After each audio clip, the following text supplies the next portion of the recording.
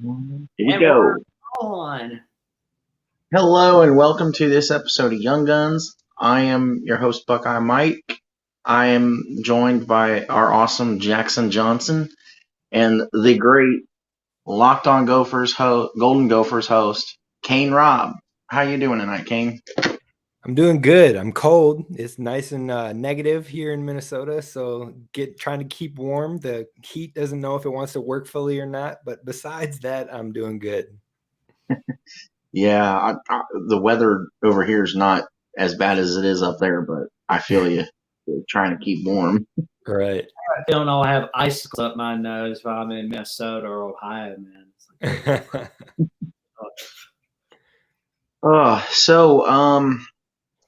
We got a bowl game to talk about, guys.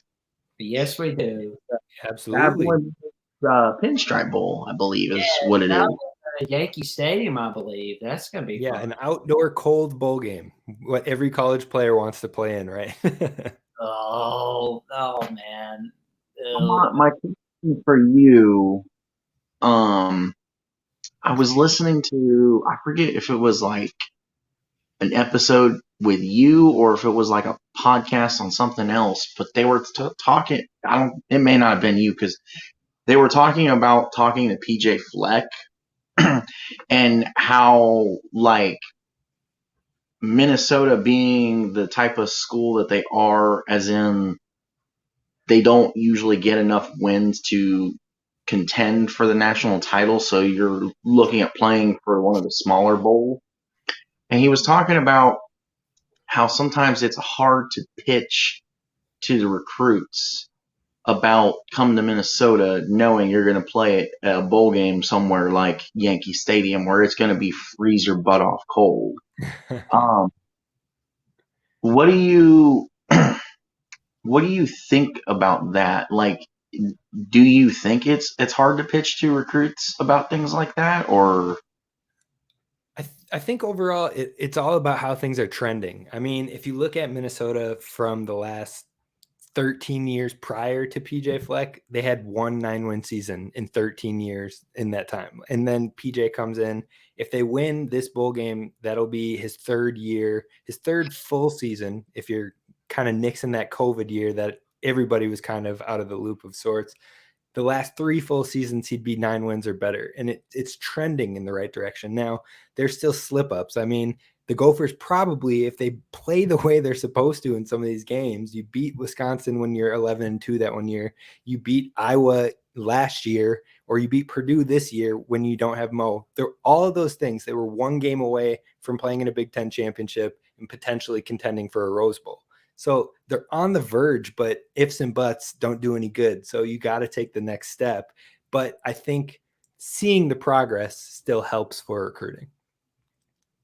So, on a scale of 1 to 10, where would you rank 10 being the best, 1 being the worst? Where would you rate the 2022 season in Minnesota? I mean, I feel like I'd probably give it like a 7. You come out with a bowl game, hopefully you win that. You hopefully have a 9-win season. You have a running back that set program records all over the place. You beat your top rival in the year, but you lost to another rival. So, I mean, you lost games you probably shouldn't when it comes to the Purdue game. Lots of self-inflicted errors there, dropped a touchdown that turned into an interception, missed a field goal. It's just like it all adds up, and there were high expectations with so many older guys, John Michael Schmitz, Tanner Morgan, Chris Ottman-Bell. Now, Chris Ottman-Bell got hurt, but in the end, like the expectation was to win the West, and that didn't happen. So there's no way I can give it a 8, 9, 10. But I think it's still a passing grade. You got a bowl game. If you go out and win the bowl game, it feels semi-successful. You kept the axe in Minnesota. So the only things better would be getting into that championship game for the Big Ten and beating Iowa, which PJ Fleck has just struggled to do lately. Well, and speaking of one of those positives of the 2022 season, you beat Wisconsin 2 years in a row. And that was the first time since 1993 to 94. What was it like beating Wisconsin for 2 straight years? I definitely think the energy is definitely up there. You always see trash talk on Twitter. You see trash talk in the stadiums when it comes to rivalry great games. I mean, there was even drama this week between Minnesota and Wisconsin when it came to the pressers and National Signing Day. So I think no matter what, when you're beating a rival with something so strong like that, it's great. And to do it back to back just shows that the rivalry is kind of getting renewed. In PJ Fleck's time here, they're 3-3 overall versus Wisconsin. So you like to see that trend because a lot of the coaches prior to that were on the under 500 or some hadn't even beaten Wisconsin. So you like to see that trending up. But it's funny because before, like 3 years ago, you'd talk to Badgers fans and they'd be like, oh, all your wins were in the past. You got to live in the present. And now that we're in the present, we've won back-to-back X's. They're like, oh, well, you've won 2 times or 3 times in the last 20 years. So I mean, you can't have it both ways. You know what I mean? If you want to speak about the present, we're in the present now, but it's a great rivalry and it's good to have that back-to-back win. Right. And one question I have about the strengths and weaknesses, what are the strengths and weaknesses that everyone needs to look out for that Minnesota has in the Pinstripe Bowl? Yeah, I think some of the biggest weaknesses prior to that Wisconsin game was just the passing game was absolutely lacking this year. I think they've had like 2 games, maybe 3 games where they've cracked above 250 passing yards. It's just been pretty non-existent. But the redshirt freshman Ethan Kaliak-Manis has really stepped up over the last few weeks. He's looked great in his time, like in spring camp. I was out at the camp game or the spring game and things like that, and he looked good. He looked good in fall camp, and you saw the ability was there, but to see it starting to come in these actual games and him to throw over 300 yards against Wisconsin and really help lead the team to a win there, it gives you hope, but I would say the passing game is still a question mark there as far as heading into this game. And also, I still haven't heard anything. I was at the last presser with Coach Fleck, and I'm not sure if Mo's playing in this game or not. So we'll find out hopefully in the very near future. But if he's not in there, maybe that's a cause for concern too. And what are the keys to victory for Minnesota against Syracuse in the Pinstripe Bowl? Yeah, I definitely think just kind of the research I've done, the keys to victory is really creating pressure against Syracuse. In all of their losses, they've given up like 3 to 6 sacks in every game. So it seems like if you can really get them uncomfortable and create that pressure, you can get on them. And then also in their 5 losses, 4 of their losses, they had given up over 200 rushing yards. So if Mo's there, or if we're hopefully letting our true freshman Zach Evans get some looks, who I believe is possibly one of the guys of the future for the program, I think we can get to that 200. And it seems like that could make Syracuse uncomfortable and put it in Minnesota's favor, but we'll see what happens.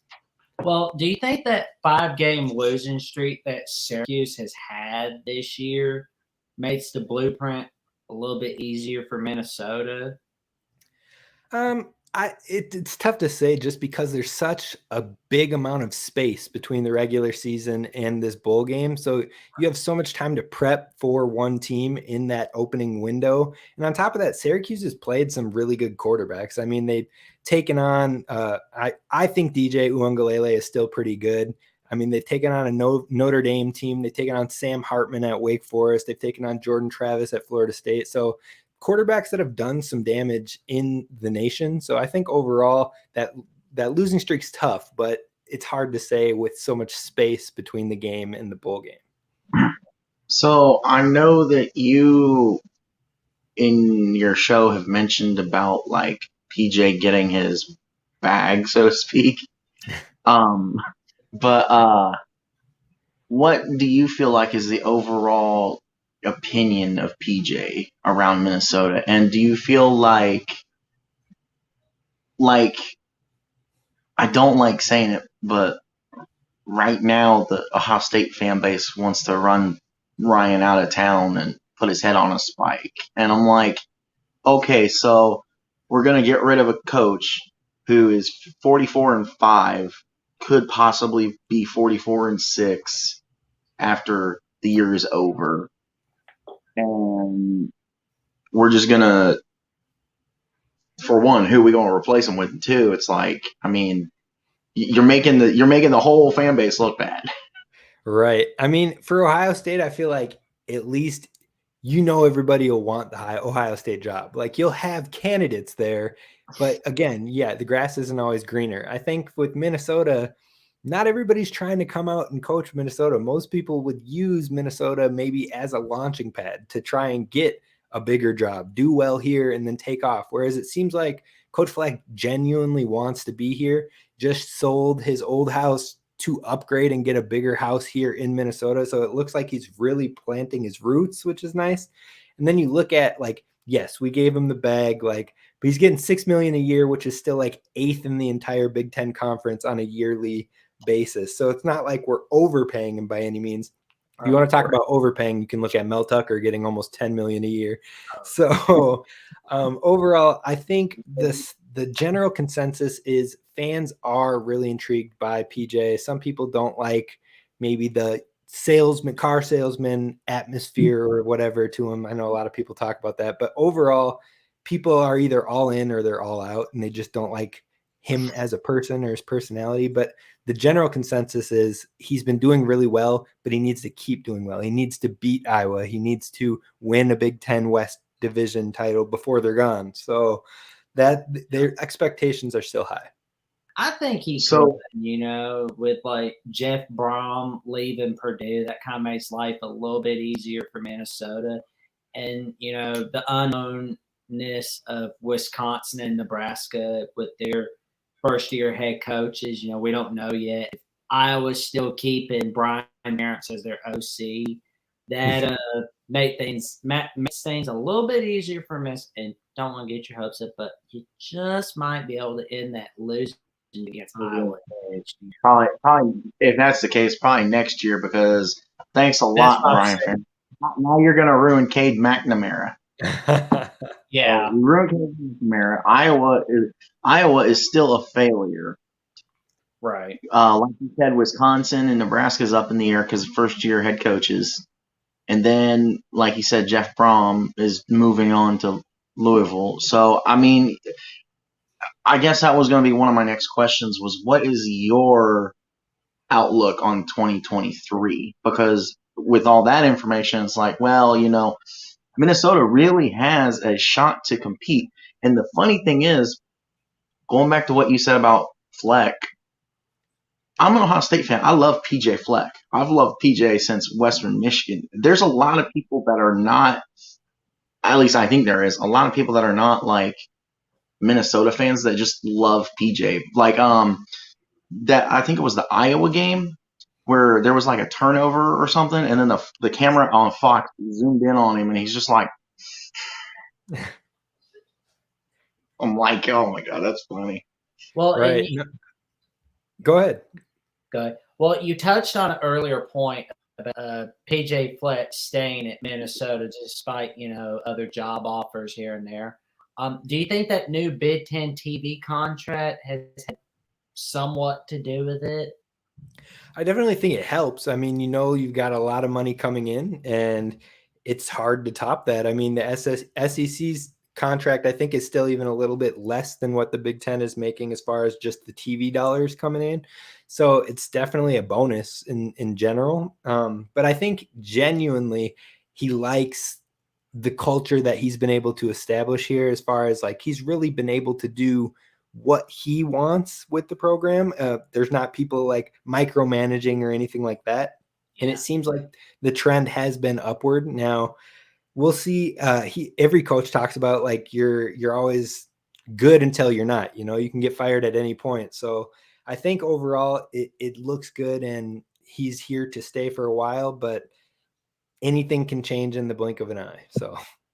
So in your opinion, what, as far as the fan base as a whole, what are the general expectations, do you think? Because, like, for example, between Ohio State, Bama, Georgia, and Michigan is trending in that direction. It's like national championship or bust, and if it's bust, then your team stinks, all the players on the team stinks, and the coaches stink. Right. So, I mean, realistically, personally, as a Buckeye fan, I don't see it that way. I mean, as I've said multiple times on our shows, there's a lot of teams out there that would love to have Georgia's record, Ohio State's record, TCU's record, Michigan's record, and they either the most of their ceilings are Minnesota's record, and it's like that's why I'm like, what does the fan base think? Because when I hear like the Ohio State fan base and all this, like, oh my God, it's a crappy year, we did horrible, we went 11-2. It's like, okay, we're spoiled. Well, I'll just stress this. The whiniest fans are always going to be the loudest fans, no matter what fan base you're with. So I wouldn't take it to heart too much, but I think the general consensus is people are happy with Coach Fleck, but they want more, and that they need to see more progress because they don't want to go back to being a bottom dweller. They don't want to be a middling team even. They want to compete in the Big Ten. Now, does that mean we're going to be Ohio State or Michigan? No, like that would need like decades of consistency to be able to continue to get to that level. But the hope is to consistently contend. If the Big Ten came all together and you don't have these divisions anymore, I think the goal and the thought is you should be in that third best team to fifth best team range. That's what you're shooting for. And then on your greatest years, maybe you can sneak into the top two. Maybe you can get into a 12-team playoff. And so it's contending and having the shot to get at those New Year's Six bowls, the Rose Bowl, the Citrus Bowl, whatever. And then getting there consistently and then having a year or two where you can actually compete for the playoffs, for the championship, whatever that may be. So I think that's the hope in fans' eyes. And some people want it now. Some people are like, if it's not done now, we need the next guy, which is irrational because the next guy is going to have to get new recruits, rebuild everything up, see if it works. If he doesn't work, you get another coach. We've been through that for years. So that's why it's always funny to me when there are some out there that are like, oh, we got to fire PJ because he didn't bring us to the Big Ten West. It's like, no, that doesn't make any sense. We've won, again, 9+ games in the past 3 full seasons. That hasn't happened for Minnesota in decades, not years, decades. So like, it's just continuing to progress, build. Hopefully you get higher level recruiting classes as you keep to developing and things like that. So there's a lot in there, but overall, I think people are pretty happy, but they want to continue to see the trend going up. So do you think that PJ has gotten the program to where like 9 wins is the floor, and then you can only go up from there? I think next year will be a really big test for that. Next year's schedule it's a doozy. Like I'm not, a lot of Minnesota sports fans can be tough on themselves. You know, they are used to the Vikings choking out of the playoffs or not making the playoffs. The Wild had an amazing season last year, lost in the first round. The Twins lose to the Yankees in the play-in games every year. Like the Timberwolves have been to the playoffs, 2 times in the last 25 years. Like Minnesota sports have had a tough time. And so I think overall, like you're just hoping that it continues to grow. And I even just talking about the Minnesota sports that kind of drifted off. What was the question one more time of like? I honestly forget. No, you're good. Has he gotten to the point where like 9 wins is the floor? And the floor. So we'll see again this next upcoming season. Michigan's on there, Ohio State's on there, Michigan State's on there again. We're playing North Carolina, and then you've got your rivalry games with Iowa and Wisconsin in there. Nebraska may be on the rise, so it's gonna be a tough schedule. And I think the floor could be lower than 9, but I also think you could be up in that 9 range, even with that tough of a schedule. And I think if you get to the 9-win range, the 10-win range with that schedule, I think people will really start to take Fleck for real or for like seriously with the schedule like that. Well, because another tough game. I mean, it may not look tough to a lot of people, but believe me, this is a game you need to watch out for. This is after the week 1 game against Nebraska, and this is before the week 3 game against Drake May, North Carolina, or Michigan, because they are just dangerous against Power 5 teams. You know, and like Eastern Michigan. Oh, Yeah, don't underestimate those guys. Like they Right. will bite Well, you up. everybody said the Gophers had the cakewalk non-conference this past year. Well, now they got Eastern Michigan, Louisiana Lafayette, who hasn't been bad over the last 5 years or so, and then UNC. So no cakewalks this year. It'll be a tough one. Yeah, this 2023 non-conference schedule is a little tough than this year's. Y'all had Colorado this year, and that's the awful Colorado. It's not the Um, Sanders last Colorado. 2 years they just smoked Colorado. Yeah. Y'all had New Mexico State and Western Illinois. Those were a cinch, but and Michigan State just stinking it up this year. They're going to be gunning blood next year, man. Like, good Lord. Yeah, you want to talk about a Big Ten coach coming into the season on a hot seat? I'd say Mel Tucker's on a hotter seat than Ryan Day, honestly. I would agree with you, especially with, again, almost $10 million a year as his yearly contract. So, yeah. So, like I said before, I know you mentioned about CJ getting his bag. Do you feel like PJ has earned his keep at Minnesota? And has he shown that he's worth the money, in your opinion? I think so personally, just because, like I've said, this is the most success Minnesota has had in quite some time. And again, he's getting paid as the 8th most in the entire Big Ten. Kirk Ferentz makes more, James Franklin makes more, Harbaugh, Fickle even makes more, and he hasn't played a single Big Ten game. Matt Rule makes more. So I think overall, like, he's making a fair amount. He's won 62% of his games in Minnesota so far, which is a lot. It's the most by a Minnesota coach since like the 1900s, not 1990 or anything, the 1900s, like 1905 or something like that. So his win percentage is really good. People talk about, well, he doesn't beat the good teams. Well, he'll have a whole year this year to play a whole bunch of good teams. So we'll see where it all lies. But I think for the price that they got him and what went into his extension, it was definitely worth it, because in his extension, it also brought up the pay scale for his assistant coaches. So the defensive coordinator that has been phenomenal for us the past few years is getting a pay bump, and the assistants below him as well. So that all helps.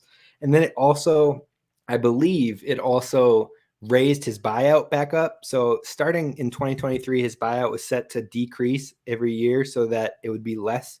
And now I believe it's back up to that 10 million once again. So it makes it so you don't really have to worry about him skipping town and getting bought out by a bigger SEC program or something like that.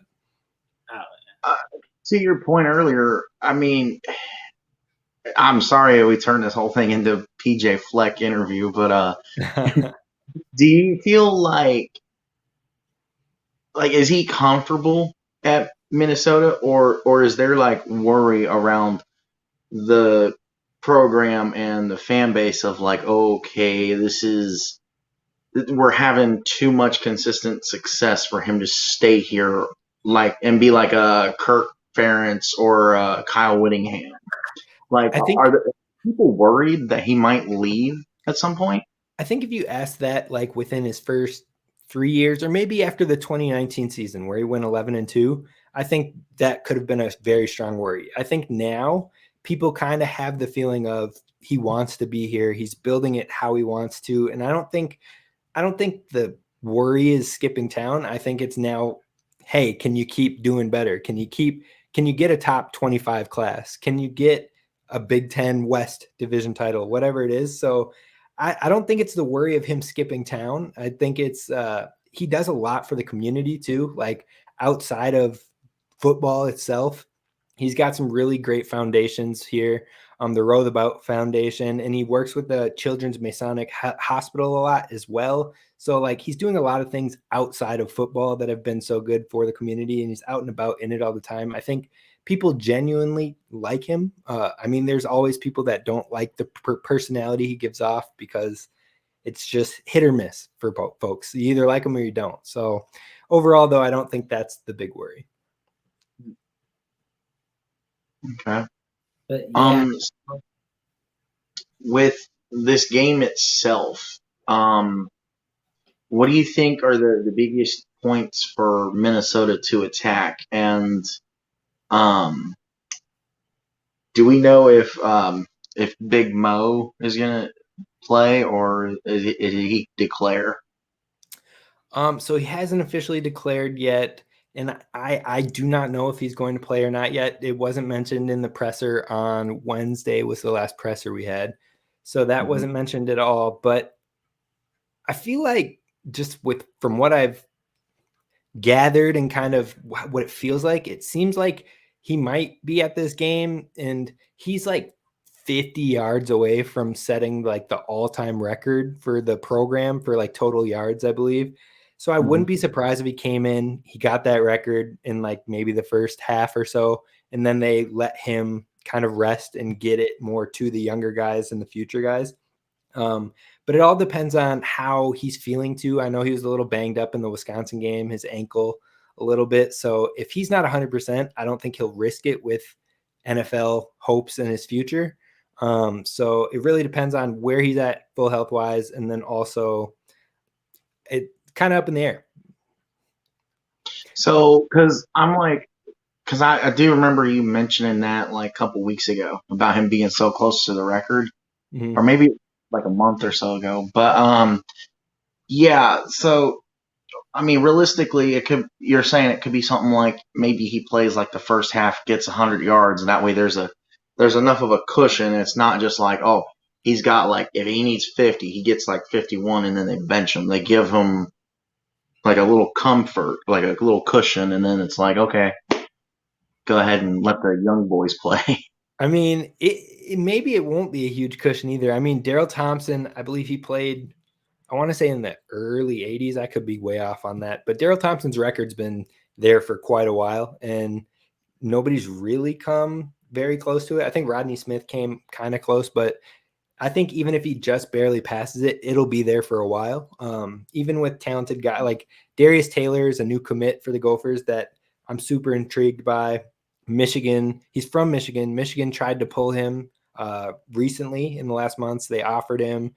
They reached out a ton up till National Signing Day. Coach Fleck said in the presser on Wednesday that multiple schools were trying to make a kind of last ditch effort to try to flip him, and he's all in on the Gophers. So I'm excited to see what he does here. And even Coach Fleck in the presser said he might be the guy that could break Mo's records, and Mo would be happy because he recruited the guy to break his own records. But we'll see what happens there.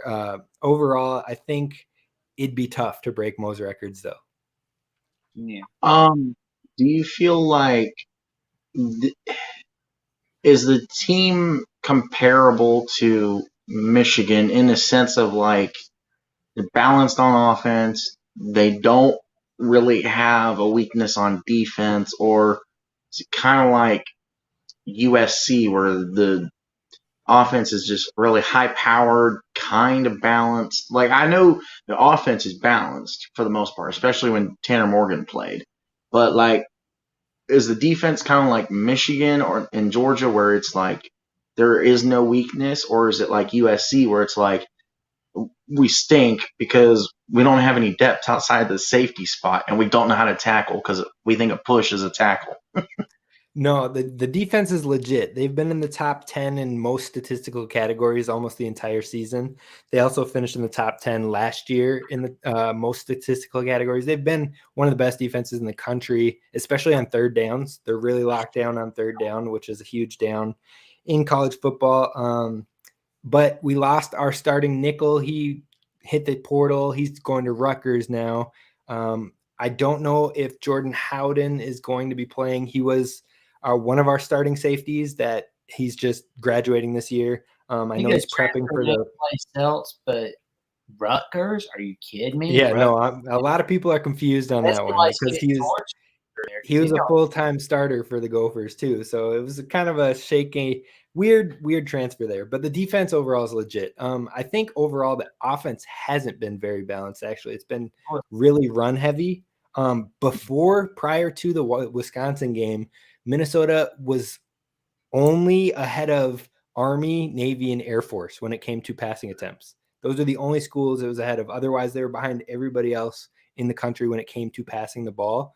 Now, after the Wisconsin game, they've went from that 129th area to about like 114th. So it's a little better, but it hasn't been very balanced. But I think from the changes we're seeing in recruiting and what we brought in on signing day and the transfer portal, we've brought in 5 new receivers on top of 5 receivers being back.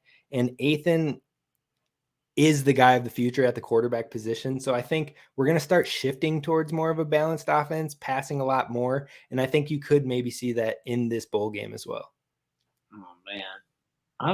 That just blows my mind. Like transfer Rutgers. I mean, you want to leave Minnesota for like Bama or Georgia or Ohio State, Michigan or Oregon, Washington. Okay, yeah, that's cool. But Rutgers, do you like losing? A program that's in the toilet, so to speak. Right. I mean, no offense to anybody that's a Rutgers fan watching this. So he played the nickel position for us all year as a starter, but he's a true safety position, and I think he wanted to get more back to that safety position. And his old safeties coach for Minnesota is now the coach over at Rutgers, I believe. I can't remember if he's the DC or just the safeties coach, but he's going back with that coach basically. So that makes sense. So, to go ahead and close us out here, Kane, sorry. That happens all the time. No worries on that one. I am really sorry. So to close us out here, Kane, why don't you give us like kind of how game day when they talk to Kirk about the game he's going to call, he does like the 3 keys or whatever to victory. So why don't you give us that and then do the non-Kirk thing and give us a rough final score. So my keys to victory for this one was definitely to pound the rock, because like I said, in 4 out of the 5 losses Syracuse had, they gave up 200 or more rushing yards. If Mo's playing, that should be really easy in my opinion. But if he's not playing, I think you got to trust in those younger guys to get it done and really stick to the ground game and open up the passing game. But then otherwise it's score first. You got to get on the board. I feel like every time Minnesota scores first, they usually end up putting themselves in positive game scripts and playing the type of football they want to play throughout the whole game. When they get behind, it can get scrappy, it can get messy, and anything can happen. Even when it's just behind by a touchdown or a field goal, it's different energy. So it's weird. But then the last thing is getting that pass rush going and really putting the pressure on Syracuse's quarterback, especially with Sean Tucker not playing in this game. So their best player on the offense, who accounted for 30% of all of their offensive yards this year and 38% of their touchdowns this year, isn't playing in the game. So if we can make that quarterback uncomfortable, I think it'll be game changing. Your team, believe me, they will. Because I mean, if they don't have their best player, Sean Tucker, because he's sitting there waiting it out for the draft, oh yeah, life's gonna get easier for Minnesota.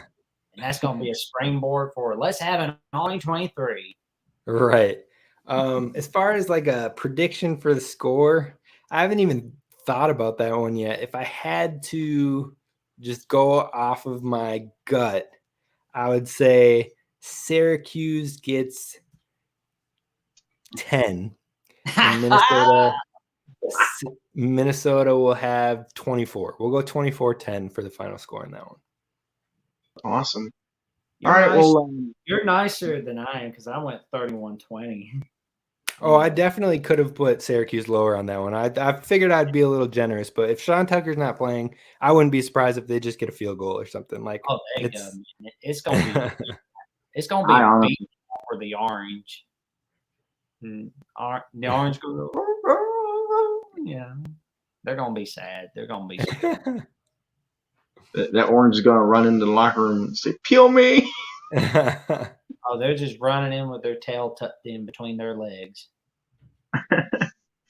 So why don't you let the people know where they can find you, Kane? Yeah, you can check out the podcast Locked On Golden Gophers over on YouTube. Definitely trying to build up the subscriptions over there, or you can find us wherever you get podcasts at Locked On Golden Gophers. And then I'm over on Twitter at the number 4 Kane Rob video. You can find me on Twitter. I'm at majority of the Gophers football pressers. I also get to some of the basketball pressers as well. It's nice to be kind of here and being able to get people those kind of first insights when it comes to what the coaches are saying and asking some of those questions. So if you ever want any kind of breaking news, not fully breaking news, then you can find me over on Twitter at 4K and Rob Video. Awesome. Well, thank you very much for coming on tonight. Thank you for coming on. No, thanks for having me. It was a good time. It's awesome, man. Right.